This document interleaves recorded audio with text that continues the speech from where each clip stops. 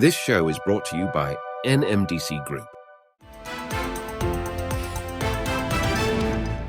The GCC's 2023 growth projection gets a downgrade, and Musk says reports of a Tesla plant in Saudi are utterly false. You're watching The Daily Brief with Forbes. I'm Ramia Faraj. The Institute of Chartered Accountants in England and Wales has scaled back its expected economic growth of the GCC to 1.4% this year, citing Saudi's output cuts. The GCC energy sector's GDP is expected to drop 3.9% compared to the previously expected contraction of 1.8% 3 months ago.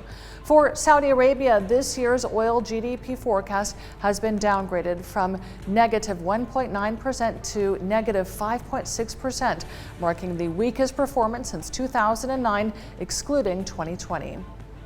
The OECD has raised its global economic outlook for 2023, but cut the growth forecast for next year. It now expects the world economy to grow 3% this year, up from the 2.7% it forecast in June. But it says global growth should remain subpar, slowing to 2.7% next year. The OECD says the impact of tighter monetary policy is becoming increasingly visible. Business and consumer confidence have turned down, and the rebound in China has faded. Elon Musk has taken to X to deny a report that Saudi and Tesla are in early talks to set up a facility in the kingdom. A Wall Street Journal report claimed Saudi made various offers, but Musk wrote on X that the article was utterly false. These offers include giving Tesla the right to buy metals and minerals it needs for its EVs from countries like the Democratic Republic of Congo.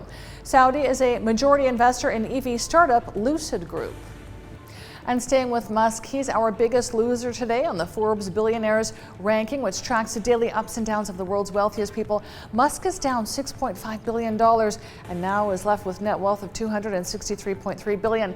Our second biggest loser today is LVMH's Bernard Arnault. He's down $5 billion. And our third place loser is Oracle's Larry Ellison, down $2.2 billion, now with $143.3 billion. Check out our website and our social media for all of the latest billionaires news. UAE-based healthcare services provider Burjeel Holdings has entered into a strategic agreement with Oracle Health. The agreement will see Burjeel adopt Oracle's electronic medical record system and platform in an effort to deliver improved clinical outcomes and boost operational and financial efficiencies. Through the $34 million service contract, Oracle Health will enable the seamless integration of Burjeel's clinical ecosystem across its network of healthcare assets through the Oracle Cloud infrastructure.